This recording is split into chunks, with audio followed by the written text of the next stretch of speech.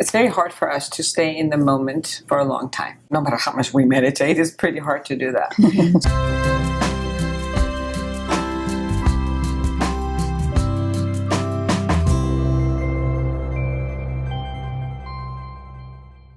So why do we look back with such rose-colored glasses on the ones that got away?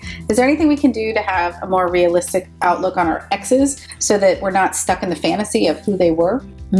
That's a great question. One of the things that people ask me about sometimes when they come in is, how long is it going to take me to get over this person? I just had a horrible breakup. And one of the things I've noticed is it has something to do with how much you're holding on to the fantasy of what you wished could be or what you thought could be, rather than actually what happened.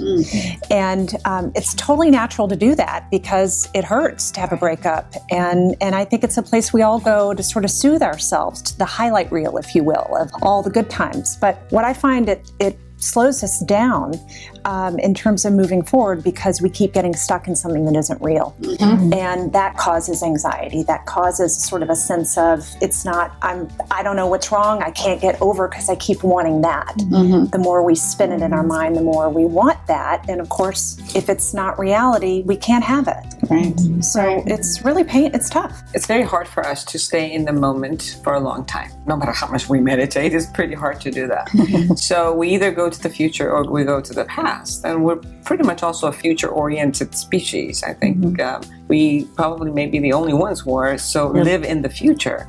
And I think that when we go to the future and create another fantasy for the future, because it doesn't exist, so we create a fantasy and then we go back because the only one we had, the last reference of maybe even our honeymoon stage, not the breakup stage, but the honeymoon stage resembles a bit of what we want in the future. So it's like that's our last reference, and then we keep going back to that.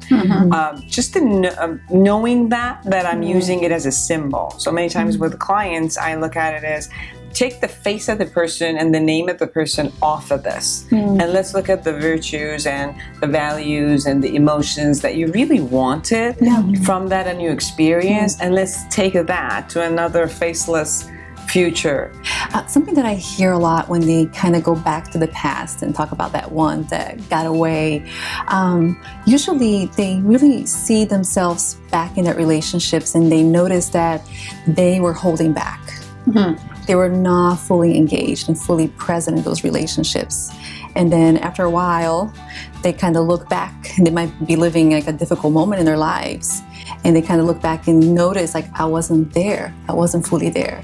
And I missed that opportunity. So when I come in and talk about these fantasies, I say, let's hang in there for a little bit, because I think there's a lot of things that are important for you to notice. And what they find out is that I was holding back.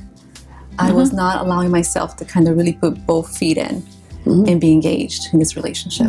So can I ask the group of questions? Would it be of any value to make up a different fantasy?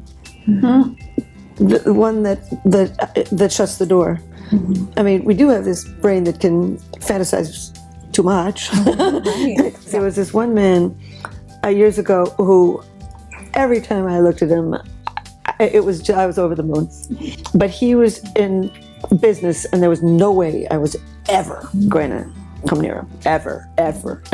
And there was no way. And I fantasized that he also felt the same way. But the bottom line is, I began to say, okay, Helen, enjoy this by yourself. Just go lie down and enjoy the feeling of this intensity by yourself. I mean, just learn to enjoy it by yourself and then move on. And but I wasn't deep into it. We do that with celebrities, don't we? Yeah.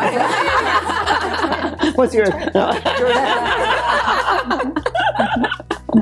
So sounds like it's totally normal to have a fantasy about the one that got away that is a little bit made up in your head. And if you're out there watching and having that struggle yourself, you need to find a way to close that narrative, get an ending to that story so that you can move on and get a reality check from someone in your life that you can really trust.